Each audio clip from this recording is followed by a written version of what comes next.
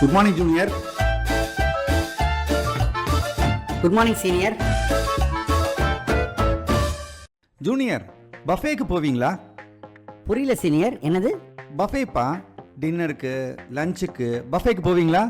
அடிக்கடி போவேன் சீனியர், எனக்கு ரொம்ப பிடிக்கும். ஏன் உங்களுக்கு பஃபே பிடிக்குது? இது என்ன கேள்வி சீனியர்? எவ்வளோ வேணா சாப்பிடலாம், எவ்வளோ நேரம் வேணாலும் சாப்பிடலாம், நிறைய வெரைட்டி இருக்கும், அதனால பிடிக்கும். பஃபேவை பற்றி ஒரு கதை பார்க்கலாமா? பார்க்கலாமே.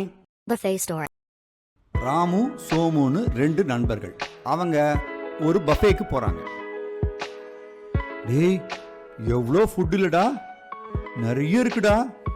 ஆமாண்டா, நல்ல பசியில் இருக்கேன், இன்னைக்கு ஒரு வெட்டு வெட்ட வேண்டியதுதான்.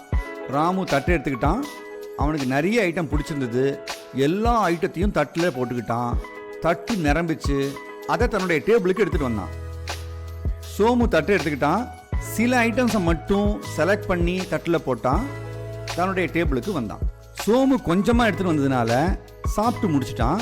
மறுபடியும் தட்டை எடுத்துகிட்டு போய் இன்னும் கொஞ்சம் ஐட்டத்தை எடுத்துகிட்டு வந்து டேபிளுக்கு வந்தான். டேய், ஒரேடியாக எடுத்துகிட்டு வர வேண்டியது தானே? பஃபேவை இப்படி சாப்பிடக்கூடாது, கொஞ்சம் கொஞ்சமாக தான் எடுத்துகிட்டு வந்து சாப்பிட்ணும். என்னடா முட்டாள்தனமாக பேசுகிற? நாம் நிறைய சாப்பிட்ணுன்னா நிறைய எடுத்துகிட்டு வந்துடணும், இல்லை தீந்து கூட போயிடும். நம்மளால் என்ன சாப்பிட முடியுமோ அத்தனையும் ஒரே ஷாட்டில் எடுத்துகிட்டு வந்துடணும், புரியுதா? அதான் புத்திசாலித்தனம்.